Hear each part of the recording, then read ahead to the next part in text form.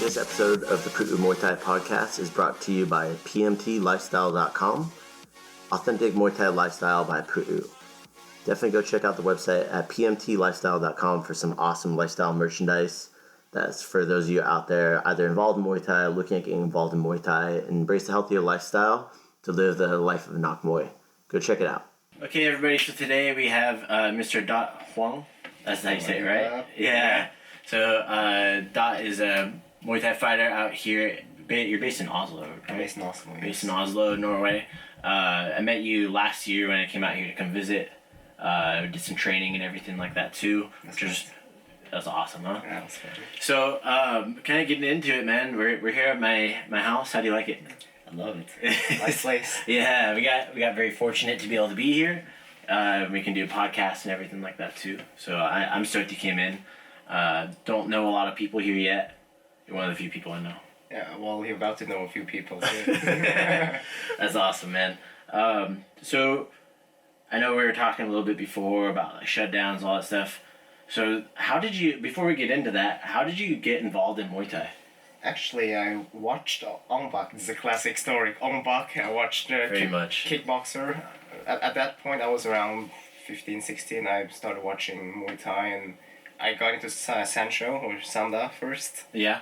And I thought like, oh, the Sancho is the only sport I could beat Muay Thai, but because of the throws and stuff like that. Yeah, and then at one time I missed the sparring at my own gym. So okay, I gotta find something to do, and I ran into my current gym, Oslo Fight Center, and Eric went in. They welcomed me with open arms, and just come in and spar. And I sparred with them once, and is that when they were that was at the old location, right? Yes. It was like upstairs. Yeah, in the old.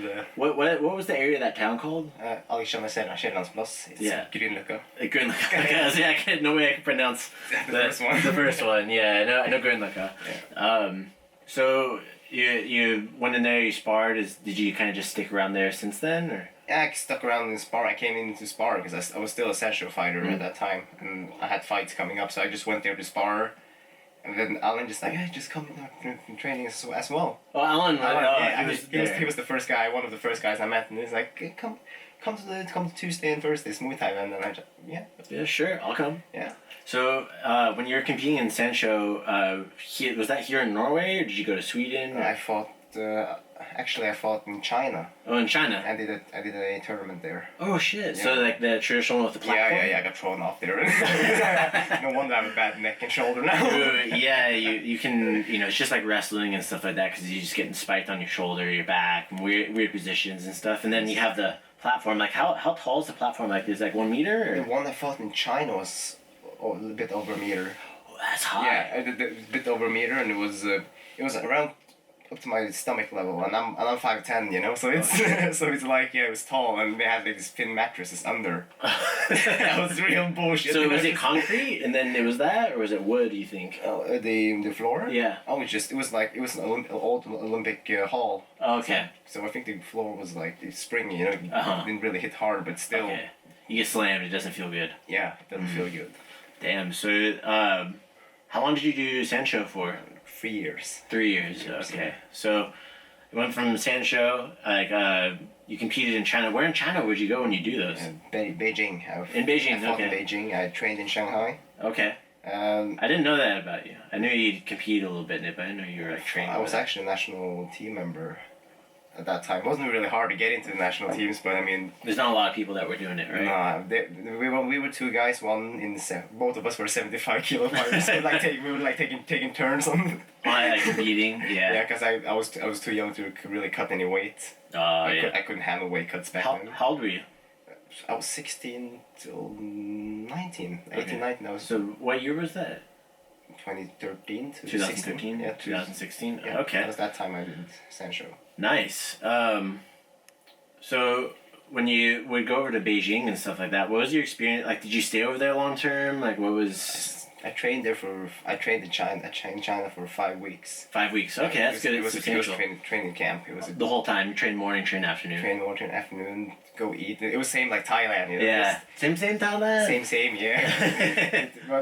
And I fought once. And I did a tournament there because we were like, you want to do the World Cup? And yeah, fuck it, why not? Yeah, just go for it, right? Yeah. Sweet. So, so then when you came to OFC, this is kind of like that was your thing was doing Sancho. Obviously, like you said, for it, you wanted to find some sparring. You met Alan, and it's funny. Like when I met Alan, Leela, I like to say like me and him have like a bromance. Yeah. Yeah, because we're both like, because he trained at the same gym we go to in Thailand all the time at Kit Kamtorn. Kit Kamtorn, yeah. Yeah, he's like, I spent time there, like with Naparat and all these guys, JK. So it was like we had like a similar connection. Also, I know he works a lot too, huh? He does. Yeah, he's a plumber or something like that, right? Electrician. Electrician, yeah, handyman. Definitely. Handyman. So, once you were training with them over there at the old center in Grunlocka, yeah. They moved over. They have a new facility, right? What area is that in? Hellsville. That's Hellsville. Okay. Yeah. I always joke. I say Hellsfire. I see it. So you guys, that's a freaking nice facility too. Yeah, we're really happy with the new facilities. Yeah, they had for those that are watching, it's literally the restrooms are like hotel restrooms. Oh yeah. Yeah. Like I went and I was like, oh my god, this is nice. All of my friends have dropped by OFC at some point. They're like, damn, look at those showers and the wardrobes and like, man, it looks so modern and new and. Yeah. It's very nice. That very nice place. Yeah. I'd say top of the line. One thing I noticed, so the lighting's very similar to like this lighting, right? Yeah. So with that, it's kind of hard to see sometimes. It is. Have you felt? I know you because you wear glasses and you don't wear them when you're training because you're always squinting. Have you trained like? When's the last time you trained in a place that had more like the straight like LED lights? Oh, I don't remember. I don't remember. Yeah. Because that's something that, like, my first program I ran on my own, we had lights similar to this. Like, more like the orange lights, a little more, like, low light. And when we moved to a place that had higher light visibility, the energy changes, too. Yeah. What I've noticed, yeah. And it was something I talked to Leela about, too. She's like, man, I don't know, like, she's like, I really love OFC, but, like, my energy feels different when I'm in California. I'm like, well, there's a lot of different things. The air is different. Actually, it's very similar. You guys have negative ion air, too. But I think it's the lighting and how it affects like the mood in the room. And energy and. Yeah, because it's darker colors, which doesn't look bad. Like during the day, it looks badass. Yeah. Like with the big open windows in the front. But in the evening, it's kind of like cozy. It's kind of like here, kind of like you don't want to do much. It's like relaxing. Mm-hmm. Which is good, but can also be like. Oh man, why do I feel like going to sleep? Actually, most of the time when I come home come to OVC from work, I'm like super tired, right? Like that time moving in the movement. I work in the moving company, so you're really stressing your body, and I come to OFC with that lighting. Like now that you mention it, I'm like, oh man, I'm so tired now, and I don't really want to train now. I always say that to myself before I go in there. I don't want to train now. Tired but once you get going, it's fine. But it's just that initial. I think everybody battles with that. No matter how nice the place is, like even in Thailand, like you could be as motivated as can be. There could be someone beasting out in the pads, and you're still like, I don't want to be here right now. Until you start sweating, get warmed up and stuff. So, after you found OFC, you started like. How long were you training before you competed in Muay Thai? Actually, I just did 6 months. 6 months? I did my first light contact fight. Okay. So, by light contact, so for those that are listening, we have a lot of people in the U.S. What is light contact? Like they do, it's like D class. It's D class, right? Yeah. We call it D class here in Norway, and that is, it's. You're supposed to fight. You're supposed to like show your skill, not power or strength. No knockouts allowed. Right? No knockouts. Not even to the body. No leg kick knockouts. No body shot. Yeah. Nothing. You just display technique, defense, and you just show that you're ready. That you are competent. And not Muay. Yes. Boxer. Okay. Yeah, we do something similar back home. They call them PKBs. They started doing them. They also do like what they call in-gym events, which is like a smoker event. I know you guys had smoker events here and stuff too, but then it was like no knockouts allowed. What was weird is we used to have smokers and we didn't need to have a sanctioning body. No. Like anybody could do it. But now they made the sanctioning bodies get involved in it. Money, liability, all this whatnot. But but there's the no knockout thing, and they're very hard on it when it's in the ring. But then they have these ones on the mats. Have you seen like the open mat like fights or like point sparring? Yeah. Sometimes those are harder than in the ring. Yeah, because the regulation's different.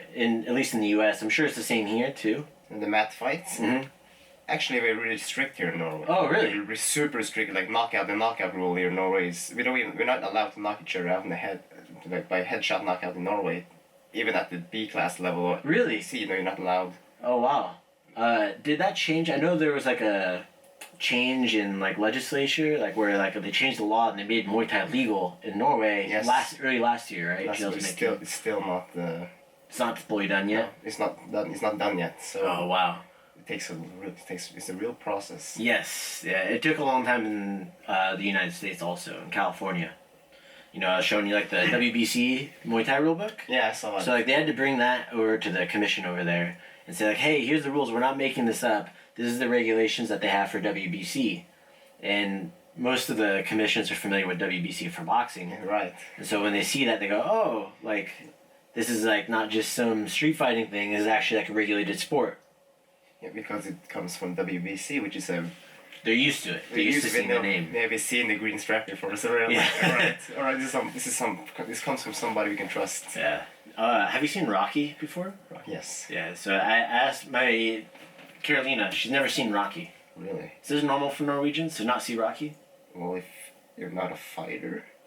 So she's a fighter, and I was surprised. I'm surprised too. You know? I was like, how did you not see it? I tried to get her to watch it. She was like harping on me to watch it, but she was like, once we actually watched it, she fell asleep because it starts slow. The first one starts really slow. Of course, it's a 70s movie. Exactly. I'm like, no, it gets better. Like the 2 and 3, don't worry. But she's like, no, it's too boring. I'll watch it another time. I had to throw the Rocky reference in there. Yeah. So 6 months in. You compete in like your D class, the semi-contact fights. Yes. And now, like, from then until now, like, you went to Thailand, correct? Twice. Yeah, and you were training at Chuatana both times? No, first time was at Sip Muay Chai. Sip Muay Chai, okay. So everybody, Sip Muay Chai, if you don't know what Sip Muay Chai is, have very big stable of well-known fighters, one of them in Glory now, Yeah, right? he was in Glory. Was. Yelkin Pon, yeah. Yes, and did he get bought out by 1FC? No, he hasn't been bought up. I think he's semi-retired now, Oh, actually. okay, yeah. Most of those guys, when they're getting into that, they're kind of like borderline retiring. Yeah, he fought a couple more times at Lumpini Stadium, but... It's more probably just money, show money. He had a title fight, but it was at the 154-pound... That's not big at the stadium. It's not really big, so... Yeah, it's like you're fighting a foreigner, and they're like, yeah, we'll do this for a title shot. Yeah. Okay, so then you're at Sip Muay Chai. How long did you stay at Sip Muay Chai, and how long did you stay at Chuatana when you were there? I just stayed a week at Sip Muay Chai because that was the only thing... that was just that much I could afford at that time. What year was that? 2016. 2016. Did you meet Matt Lucas? When he was there? No. No. Do you know who he is? I follow him. Yeah, I know he's a friend of mine. He is. Yeah, and he was over. Yeah, he was actually on the podcast. I had him on the podcast. He's one of my inspirations for why I wrote my book and stuff like that too. That's cool. That's really nice. Yeah, he's a cool guy. But yeah, I know he was helping run social media at Sip Muay Chai for a good amount of time. Then he was over at FA Group. Yeah. I was like, maybe you were around. Maybe you caught him when you were there. No, I didn't. Unfortunately, I didn't. Well, Matt, if you're out there, man, you're watching, you're gonna meet Dat when he heads back over to Thailand. So, spend a week there, and then how long were you at Chuatana? 5 weeks. Oh, you're at five weeks Chuatana in Bangkok. Oh. Then I got myself. I got myself into. I didn't know what I got myself into. To be honest. Yeah. It was hard. So the environment's so different from like Sip Muay Chai, which is like countryside. Yeah. Outside of Bangkok, and then Chuatana, which is near Chinatown. Yeah, which was ghetto. Yeah, it was ghetto. It's a very old part of town. Yes, indeed. Yeah. So what was like the biggest takeaway that you had from training at Chuatana? Like for yourself, like for Muay Thai? Well, it was just the resilience. Train hard. Because I just witnessed everybody training hard there, and like that mentality, we just gotta, this is our job, we just gotta get up and do it. Yes, no matter what. Yeah, right? because here, I was a little bit entitled. I'm like, I was one of the few fighters at the gyms. Yeah, I can train whenever I want. I know I train hard and etc. But I went to Thailand. No, I don't really train hard. The intention's different, right? Yeah. Because it's like you feel it when you're there. You're like, oh shit, like. I was a small fish in a big pond. Oh yeah. Yeah. And it becomes apparent very quickly that the intention behind it is, we're doing it because we enjoy it. Yeah. And they're doing it because they have to do it, and they probably enjoy it to some extent too. Yeah, but it's their way of living. Yes, it's their job. Yes. It's their profession, and it's how they make their living. And something a lot of people, unless you've been there, you're never gonna really you can hear about it and think about it and try to wrap your mind around it, but until you're actually there and you see it and you see like the kids coming up through it. That's right. Yeah, that's where it gives you like extra like. You go, Yeah, I want a piece of that. It's like a reality check, and you're like, oh, I want that. I want to be one of those guys. Exactly, and they don't have an easy life. No. That's a lot of people. I feel maybe I don't know if you get this here, but a lot of people are like, oh, I want to go to Thailand, live this, and you're like, you kind of look at the person, you're like, maybe, but I'm not sure if you know what that entails. They don't know what they're going to. Really. Yeah. Until it's like you have to be thrown in there, and then you'll see if you want to continue do this or not. Mm-hmm. For me, the first 3 weeks I loved it because I was sick of Norway and everything. And then the last 2 weeks, I was like, get me the hell out of here, please. I'll trade my left arm and my left leg to get out of this place now. But then I realized later, you know what, this is something I want to do. Yes, and it's worth doing it, and getting to that point, I think, where you feel really like, I'm over it. That's where you're really starting to learn. Because then you have to learn like the things you actually need to work on. And you have to, like you said, it's that reality check. Yeah. That it makes you have. It's like, this is what I need to do. This is how I get better.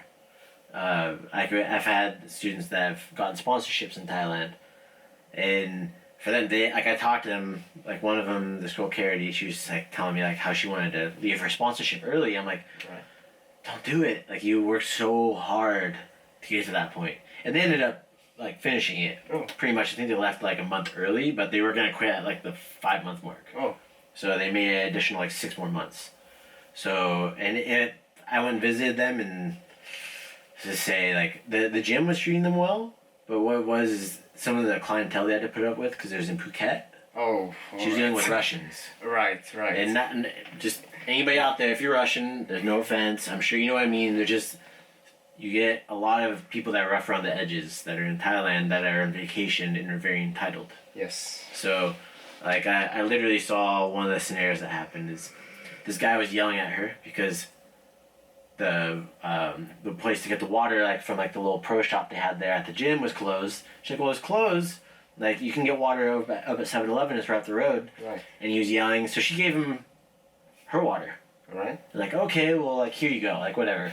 So the guy took a swig of it, and then he freaking threw it on the ground. And then walked away on the mats that she just cleaned. What? Yeah. That can't be like. Oh yeah, and she can't do anything because she's the employee. You know, like when you're sponsor. Oh, no, come on. Yeah. So. Oh. And she was dealing with that stuff on like a daily basis. She had to deal with that. I understand why she. On top of the training and being super tired and not wanting to be there, you know, getting that kind of feeling, like, I don't want to be here, and then you have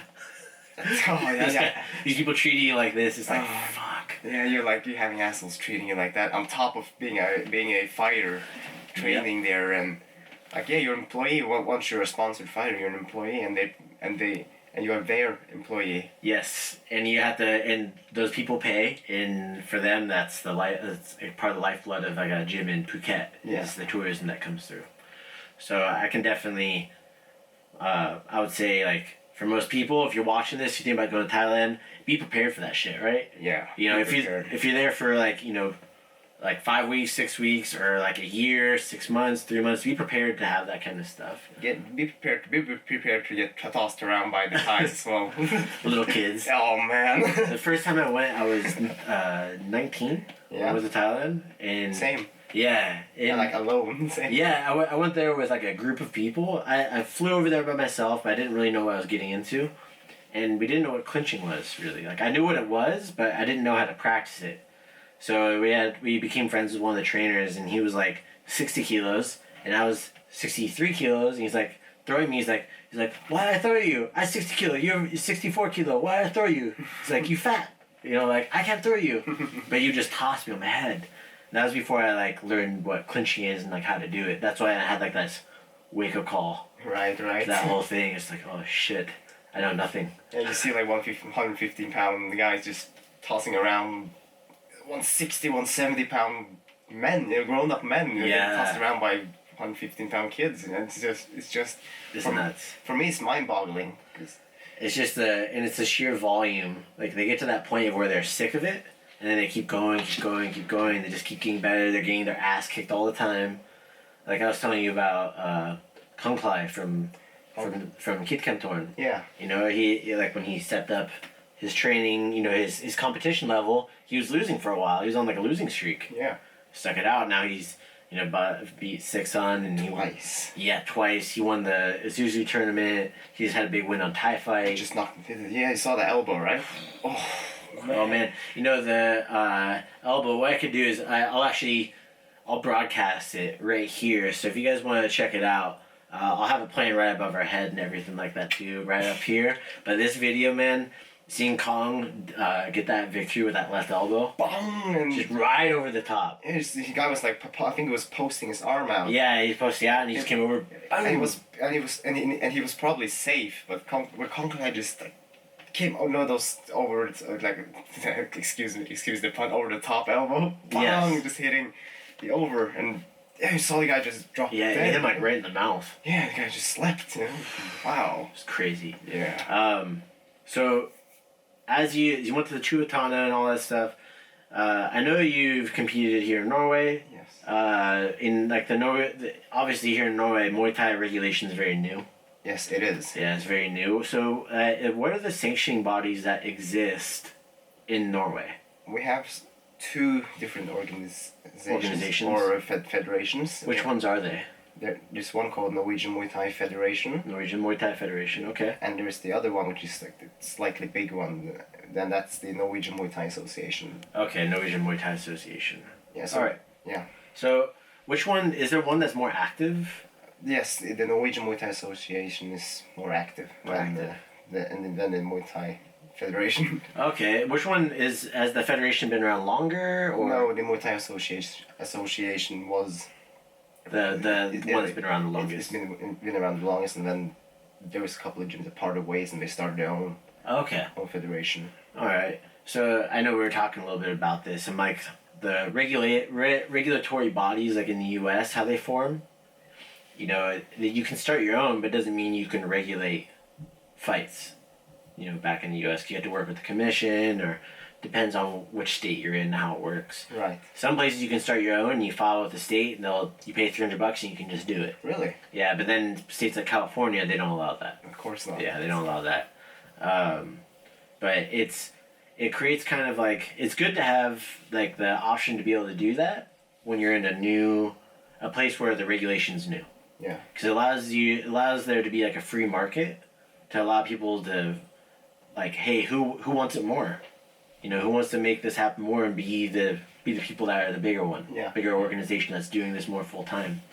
Because you know, Norway had one athlete at IFMA. Yeah. Annelien, right? Annelien, yeah. What's her full name? Annelien Hogstad. Shout out to you. Annelien Hogstad. Hey, yeah, check this girl out. I see her right up here. She fought in 1FC, right? Yes, she fought in 1FC. She fought Alma Uniku. Alma Uniku from Australia. Yeah, I was surprised that she won. She was good. She was good in that fight. Those first 2 rounds, I was a little bit I was like, oh no, maybe she's losing steam now. I think. When the third round, I don't know what Danielle told her in the third round. She was just walking forward, no chin down, went into the clinch, just bullied her, vicious elbows, and I really bullied her and used her physique and strength, and she's fucking strong, man. I was standing next to her like at IFMA. I'm like, dude, this girl's freaking more yoked than me. Oh, she is strong. Norwegian people, man, are fucking strong. Yeah. Yeah, it's like, I think I don't know if it's training in the cold, having to do your work outside. I don't know what it is, or just, you know, all the walks and stuff like that. It's all the milk we're drinking. All the milk? Yeah. You know what? My friend sent me this meme, and it's so funny. like some statistics. It's like Norway, they drink the Pepsi Max in the entire world. Yeah. Is this true? It's very accurate. And so maybe it's some Pepsi Max, maybe there's something to that. Also, you guys are one of the leading coffee drinkers just behind the USA. Really? Yeah. Oh. And so this means like, they drink most Pepsi Max in the world, they drink as much coffee just behind the USA. Also, you guys, here in Norway, the country, they read the most comics, like Japanese manga and stuff like that. Oh, that I didn't know actually. Yeah, and that's crazy. It is. I didn't know that. Yeah, and on top of it, everybody here seems like they're healthy. Like I see a bunch of older people walking around the forest. Meanwhile, I'm like slipping on ice, and they're looking at me like I'm, very like a dumbass. Yeah. What's the word? Udertenert? I'm sorry. Udertenert? Is that the sound? Or it's like it means like inexperienced. Uerfaren? Not uerfaren. I'll have to ask Lilo what it is. But I'm for those out there, don't blast me for trying to learn Norwegian. But he's doing a good job. No. You lie. I can't roll my R's. I'm sorry, you can't. I can't roll my R's. Like can't do it yet. Rulla. I can't do that. They call it a trilling R. I just started some exercises to get my tongue to make that sound. I've never been able to do it. Oh, well, it's never too late to learn. This is right. So, Annalene, she went out there, wrecked Alma Uniku. Yeah. I'm gonna say wrecked because that was a bullying. About how old is she? I think he's 30. I think she's 30. Yeah. It's 30. Almost like 18. Yeah. So it's like this person's full-grown woman, who's at like peak physique. Yeah, that's your peak of your career, and then you have somebody coming into the beginning of their fight career. Well, not beginning of their fight career, but beginning of like their physical body changing. Yeah, and Alma she's a respected female fighter. Oh yeah, WBC champion. Yeah, she's a WBC champion, and she actually had a good fight with Brooke Farrell. Yes. I think it was last year or so. I saw the fight, it was good. So I was like, yeah, this girl's good, and I saw her against Stamp. The title shot, that was a good fight. Oh yeah. When Annalena when she fought Annalena, initially I thought, oh no, this might be a mismatch. I'm not sure. It might be. But did she already start training with OFC at that time? Yeah, a little bit. A little bit. She was doing some sparring and stuff like that. She dropped by every now and then. Okay, but now she's training OFC full time. Yeah, I'm really glad to have her. Cool. And what was the other gym she was training at before? Frontline Muay Thai. Frontline Muay Thai. So shout out to them too. It's like the whole community out here seems pretty like small. So it's always good to give props to everybody, right? Naturally, we're a small community, and we should all like support each other to be better. Be better, yeah. Yeah, be better because that way you have more than one IFMA athlete, maybe. Maybe have 10. Yeah, that would be nice. That would be nice. Man, you know who has the biggest fucking team ever? No. Russia? Russia. Of course. Dude, like, when someone showed me a picture, he's like, you would think this is, like, a couple countries. Like, no, it's just Russia. He's like, look at Team USA. Like, Russia had, like, I don't know, like, some around 40 athletes. One in every weight class, probably. Yeah, and for men and women. Yeah, exactly. And then they had the B class and A class. So 40. Yeah. It was crazy, man. Yeah, because B class is under 23, right? Yes. And then A is over. That's, like, professional fighters. Yes, professional level. So... as you're going through, like you're fighting these organizations and stuff like that, I know have you been to Sweden to compete yet? Yes. Okay. I think it's been 4 or 5 times. Okay, where in Sweden do those fights typically happen? I fought, I had a couple of fights in Stockholm. In Stockholm? Yeah, and that was like C class, not inter-club, but... It's very small. Yeah, small event, and then I fought in two big shows. Like the fight night. You call it gala?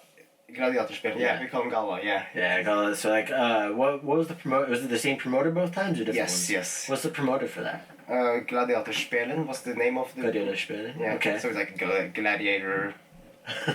Yeah, something. Yeah. Do you have a video of that fight? Is it on YouTube or anything? Not YouTube. It's on the stream. Oh, really? They have a stream. Where's the stream at? Facebook. It's on Facebook. Yeah, Solid Tango. I think it's. Man, you're gonna have to send it to me. Maybe I can link in the show notes if people want to check it out. I will. Yeah, that'd be awesome.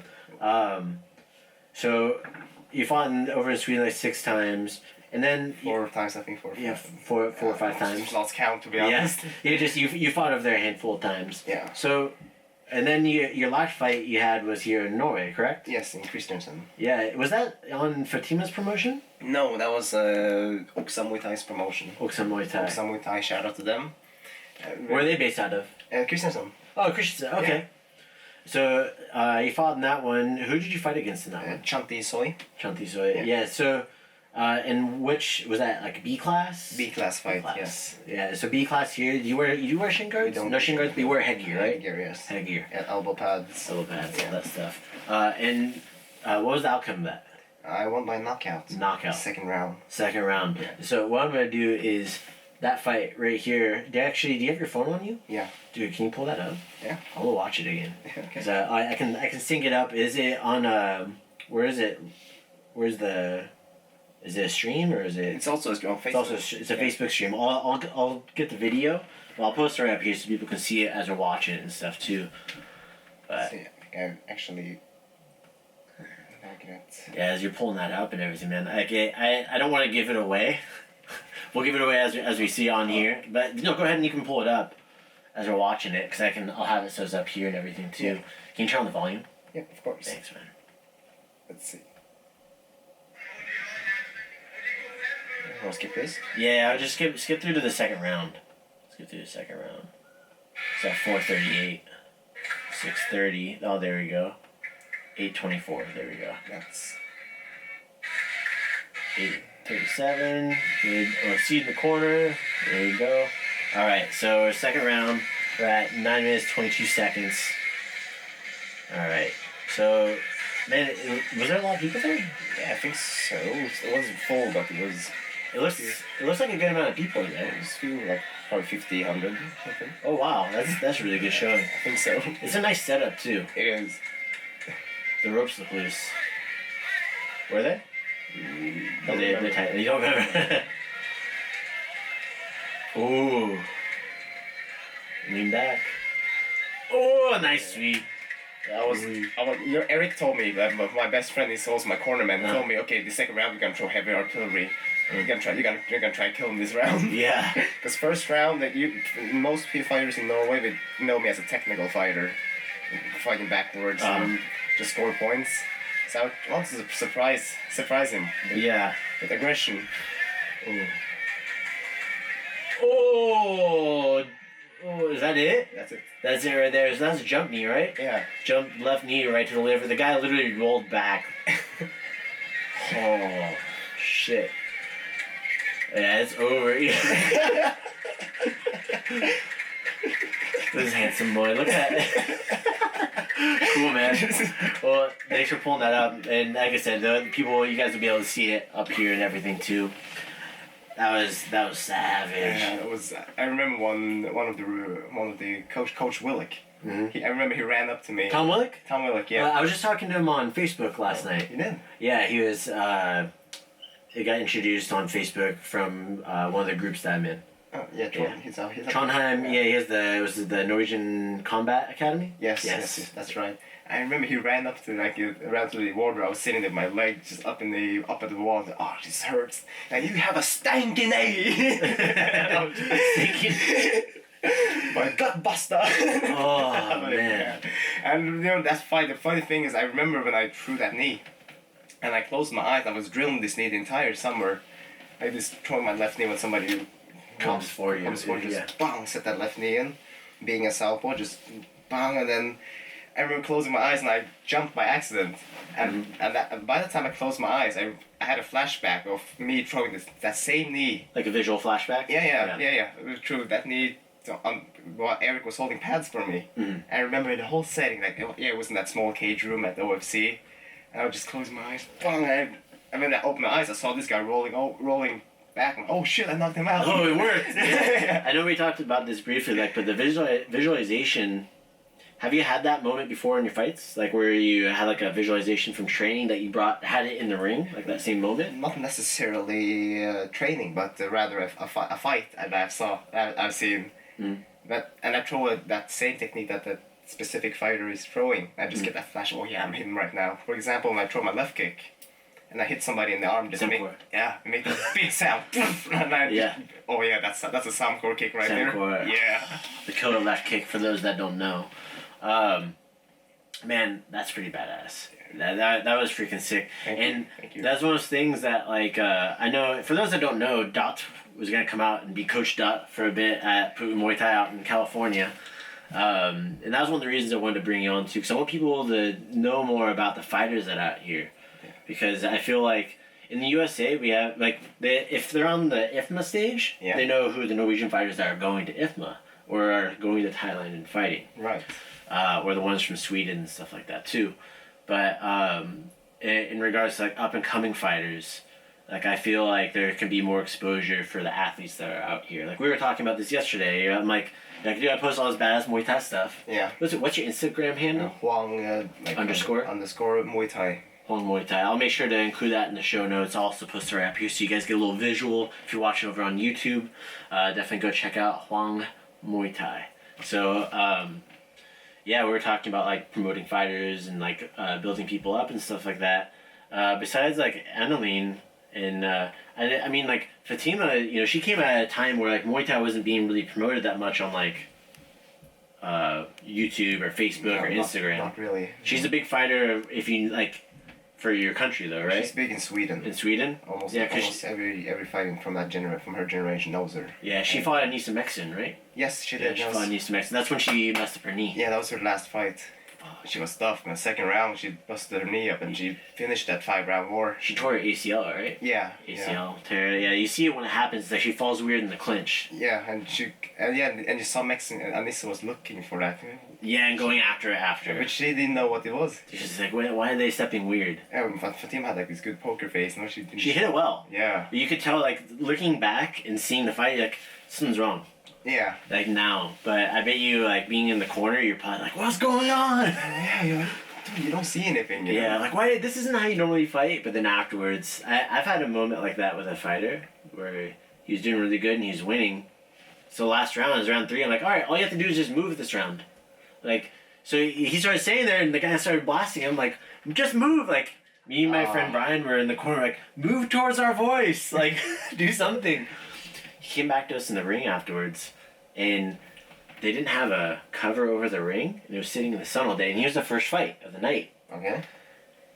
He was like, he's like, I can't move because my feet, and he lifts up his foot, his whole foot pad is coming off. It was blistered from the heat. Oh. Yeah, I'm like, oh, no wonder why you couldn't move. Oh. So just, if you ever fight outdoors, make sure there's always a cover, because you won't feel it's hot.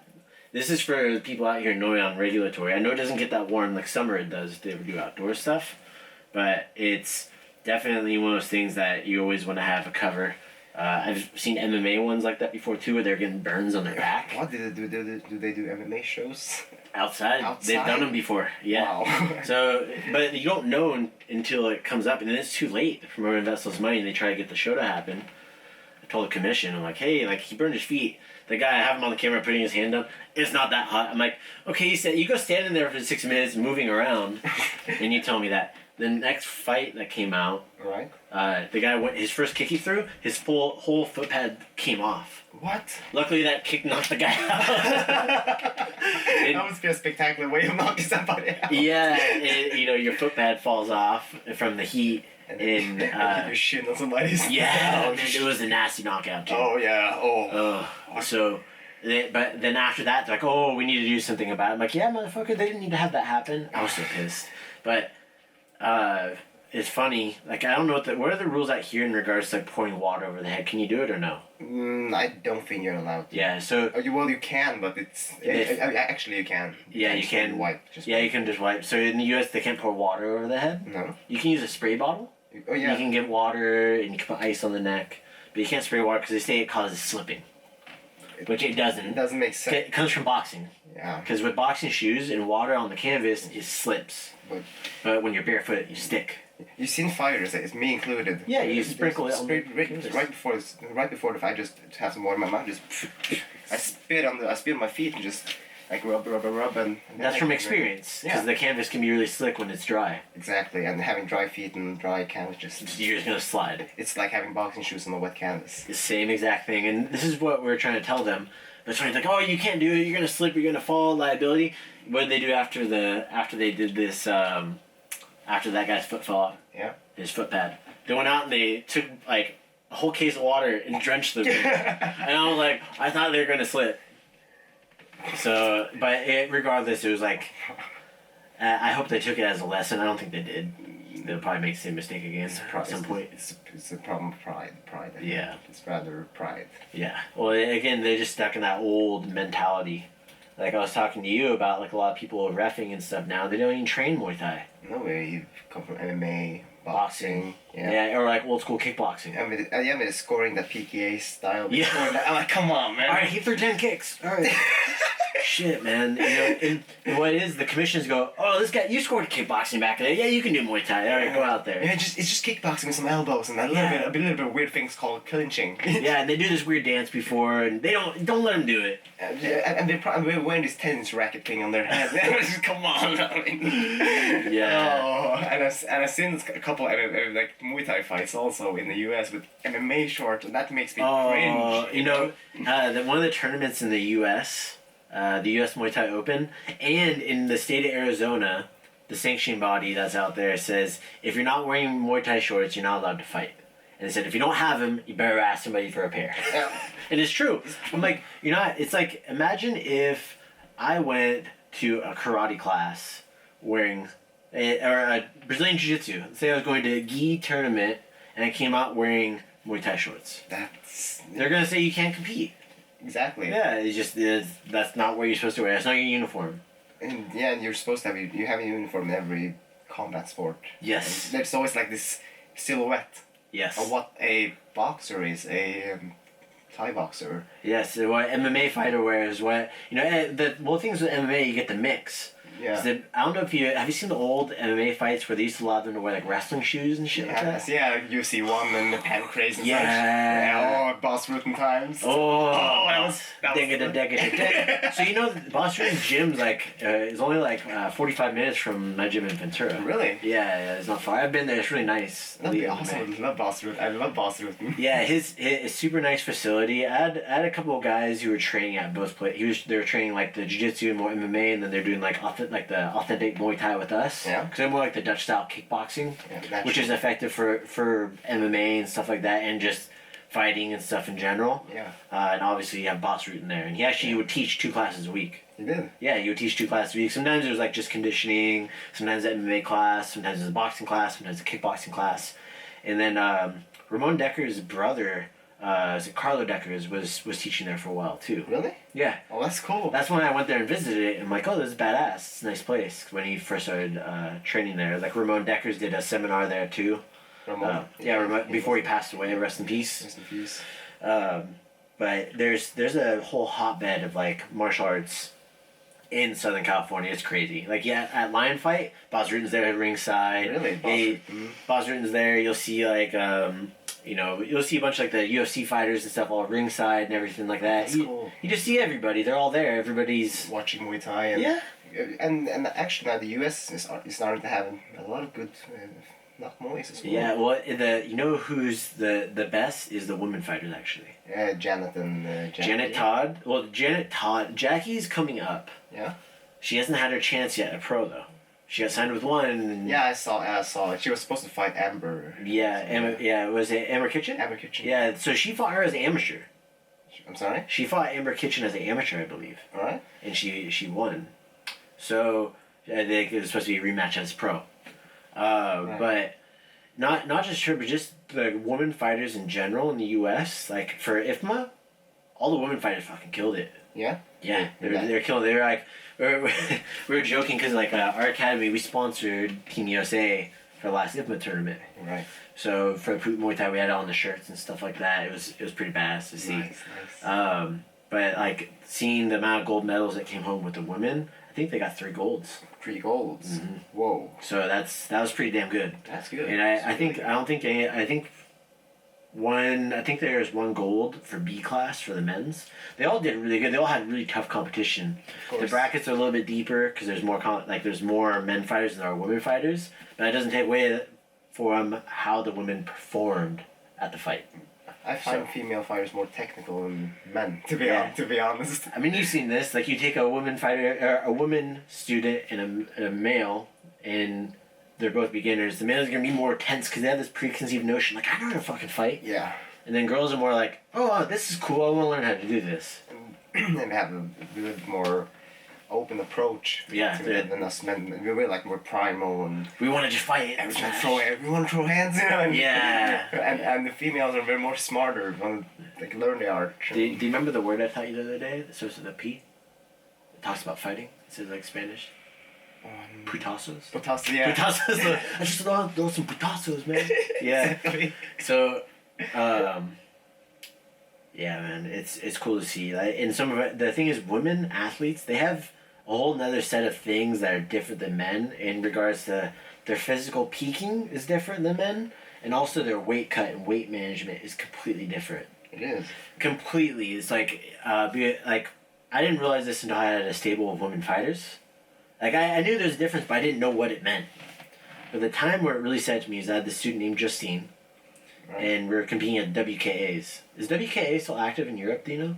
A little bit, maybe? Maybe a little bit. Yeah. Maybe.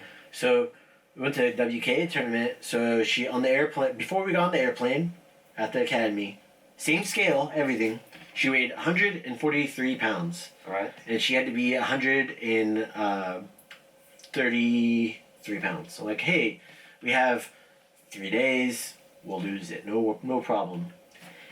Didn't eat or drink anything. They had a handful of almonds that I gave them on the plane, right? Yeah. So we go to New York, the tournament's in New York, went around Times Square, all this stuff. Like, hey, cool, let's go back and start working on cutting your weight. We had like a day and a half at that point. Right. Like, let's check your weight. So we go check your weight, and she's at 152 pounds. What? I'm like, are you eating in your sleep? Like, what's going on? 152 pounds. Yeah, I'm like, you gained almost 10 pounds?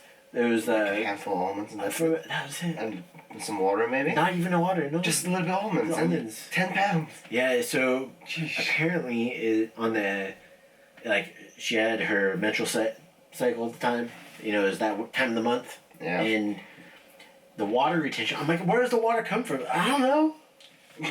Like, you drinking, were you going to the bathroom in the airplane drinking it? No, I didn't. So, we got her down to weight. From 152 to 133 pounds. That's like 20 pounds. Oh, that's a lot. Oh, it was crazy. It was bad. And they won the bracket. Savage. Like I said. Savage.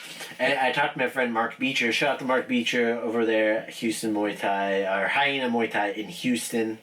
I actually just visited him. He was actually, do you know who Kevin Ross is? Yes. So he was Kevin Ross's trainer for a long time too. Really? Yeah. So super cool guy. Like, it's funny. He's in the background of a bunch of like my earlier fights, like in the corner for somebody else, not for me. Not for me. Yeah, and he's taped my hand one time for my fight. I won that fight too. He's like, you got ninja rap. Now you got to win. You know. And he's like, yeah, let your hands go. You know, do some putazos. He's got a podcast too. It's called Talking Shit with Beecher. I highly recommend checking it out. He's had some cool people on there too. I'll check it out for sure. He's a funny guy. He was telling me about when he was in Russia. He's trained a lot of like UFC fighters and stuff like that as well. Yeah, I was in Russia one time for the European Championships in Sancho. Yeah, Russia is crazy. Man. He told me everybody just looks like this. Yeah. Mad. I'm not gonna generalize the Russian people. Most of them that I met really look really strict, and I was like, they look like they want to kill me, but I just want a sandwich, man. I just want a sandwich and a Coke. Come on. Oh, yeah, don't look at me like that. Yeah, don't hurt me. Please don't hurt me. And they look like about to hurt you at any second, and you're just, I want a slice of pizza and a drink. That's it. Leave me alone. Yeah, but I saw him at the tournament, and I was like, what do you, like, you've had women fighters, what do you do? He's like, dude, you just cut the weight. He's all, and he told me, he's all, have you seen some of the women fights before? They're like championship fights, and they're super slow. He's like, yeah, now you know why. I was like, oh fuck, they had a hard time cutting weight. Oh yeah. I'm like, oh, that makes sense. You know, you had to cut a fuck ton of weight because your body decided, hey, you're gonna gain 10 pounds overnight after you didn't eat or drink anything. So when women say their bodies are different, hell yeah, they are. Yeah. Yeah. So it's just seeing that whole nother aspect, and he added the traveling. Like, I think the airplane, the dry air has something to do with it too. And it also helped you gain a couple extra pounds. Yeah. Yeah, because it just the recirculate air, you get dry mouth. You balloon up. Yeah, and your body doesn't want to expel any water. I mean, you just balloon. Yeah. And when you walk off, like say you walk into the plane, 150 pounds. Yeah, You come out of there 155. You're like, Oh. how did this happen? Yeah, so that's exactly what happened to this woman fighter of mine. Yeah, it's... But now we knew, so that helped. The experience. Anybody else out there? That's free. Okay, free tip. So, what's training been like? You guys shut down before the USA did here in Norway. Yes, that's right. What's training been like for you guys here? I know you guys got to reopen before the US did. Obviously, you shut down before you reopened before. They're on like a partial shutdown again here in Oslo. Is that just in Oslo? Or is that different cities too? Oslo, mainly Oslo. Mainly It's Oslo. been here. It's been most cases of infections. Okay. Yeah.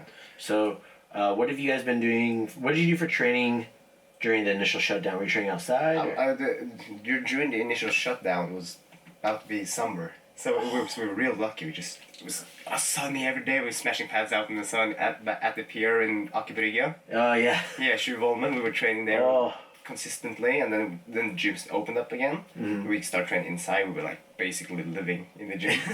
You're like, oh, thank God. Yeah. Hugging the bags and stuff when you go back and do it. We were bag huggers at that point. And then we shut down again, and now we're basically at loss because it's snowy outside. Winter. We were training outside the other day, and it was like -1 degree Celsius or something like that, and windy and rainy. Yeah, and it was snowy and rainy. Oh yeah, it was a nightmare. We do that or we run. Yeah. It's no competitions right now. We fighters can be humans for a change. Well, there's no fights in Norway happening, but you were supposed to fight in Denmark. Yes, Correct? yes. So Denmark's having fights. Denmark's having fights. Is that fight event still going on? I know you're not fighting, but are they still having the event? Yes, they are. They're still having It's the even the WBC Scandinavian title. Oh, I saw that. Yeah, that's Kenny Hong versus... So do you know if Jurgen's going over there? I'm not sure. I'll have to ask him. I don't think so. Yeah, okay, because I know maybe it's a different person that's going over there to help represent. But where in Denmark is it? I think it's in Albertslund.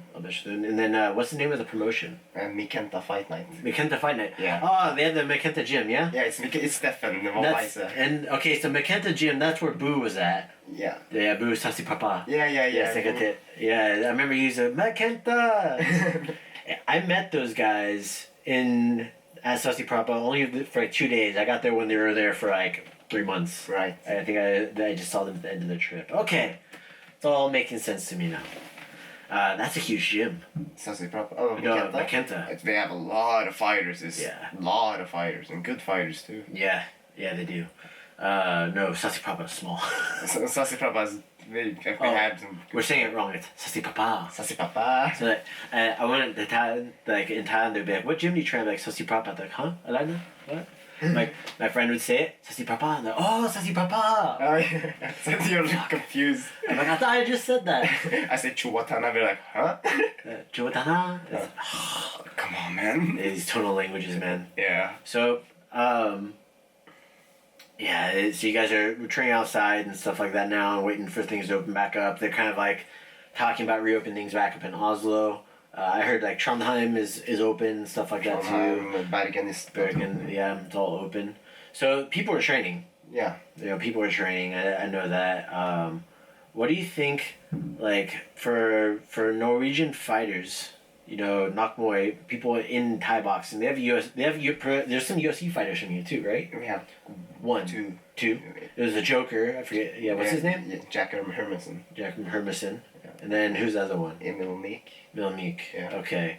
So, but in regards to current generation Muay Thai fighters for like pro, besides Annalene, is there anybody else? Pro fighters? We have one pro K1 / Simon Santana. Oh, Simon, yeah, I met Simon, and he's WBC champion too, but Scandinavian champion. But he's fighting more kickboxing now. He's a K1 fighter. Because he's making more money. Yeah, and his style also is more K1. Yeah, more kickboxing. But it's because he had to modify it though. Yeah, he has modified, but he still had this Dutch, tight guard. Yes. Throwing heat and then low kicks. I took a class with him at Nok Muay. We took a K1 class with him, me and Leela. Yeah. And he's the way his format of teaching is very professional. Like I was talking to you about this, like how you structure your classes. Yes. I'm like, this is somebody who was brought up properly through training.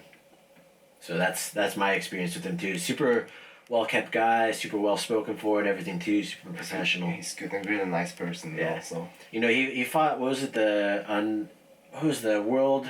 It was the kickboxing title. What was? I think WKB World Champion. Or WKN. The World Kickboxing Network, yeah. Yeah, so and it was a 12-round fight. Yeah. And he never fought that rule set before. So for those that don't know, WKN is the old school kickboxing. You can only kick above the waist. And the trousers. And they wear the long pants, booties and stuff like that. The shoes. Yeah. And he fucking won. Yeah, he beat the guy too. He beat him. And he got paid well. So it's like, shit, man. All right, I don't blame him. Mm-hmm. And you get a lot of people like the Thai fighters and stuff that retire into that because they're making more money. Yeah, we just fight some K1 shows here and there. Have you fought K1 stuff before? Actually fought K1 once. Once? How do you like it?